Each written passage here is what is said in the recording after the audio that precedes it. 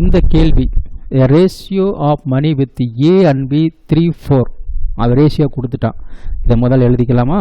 பாருங்கள், ஏவுக்கும் பிக்கும் ரேஷியோ 3:4 கொடுத்துட்டான். அடுத்து that with B and C 6:18 கொடுத்துட்டான்.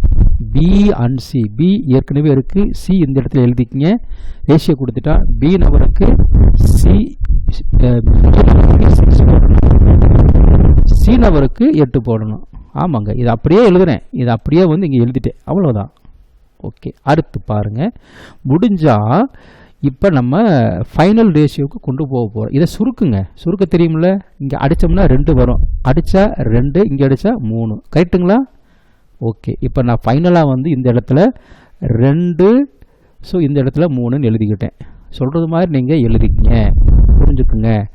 ஃபைனல் ரேஷியோ நான் கண்டுபிடிக்க போகிறேன், பார்க்கலாமா? 3 × 3 மல்டிபிள் பண்ணுங்கள் 9. இந்த மாதிரி தான் ஷார்ட்கட் ட்ரிக்ஸை பயன்படுத்தணும். 3 × 2 6. அடுத்து 2 × 8 16. இவ்வளோதாங்க, இவ்வளவுதான் ஃபைனல் ரேஷியோ கிடச்சிருக்கு. ரேஷியோ கிடச்சதுக்கப்புறம் என்ன, கணக்கை புகுந்து விளையாடலாம். பியோட அமௌண்ட் என்னவாக இருக்கும்? 1800 கொடுத்துட்டான்.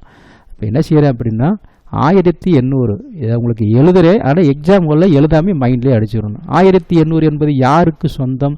பி நபருக்கு சொந்தம். பி நபருடைய ரேஷியோ என்னவாக இருக்கும்? 6 மடங்காக இருக்கும். 6 போட்டுக்குங்க. இதை அடித்தா எனக்கு ஆவரேஜ் என்ன கிடைக்கும்? 300 கிடைக்கும். ஆவரேஜ் 300. எல்லா ஆவரேஜ் பேசிக்கு தான். அவன் என்ன கேட்குறான்? ஏவோட அமௌண்ட்டு கேட்குறான். ஏவோட அமௌண்ட்டு பார்க்கலாமா? ரெடியாக? ஏவுக்கு என்ன ரேஷியோ பாருங்கள், 9 மடங்கு ரேஷியோ.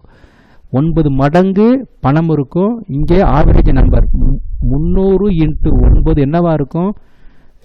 2700. இந்த மாதிரி நீங்கள் தெளிவாக போட்டுக்குங்க.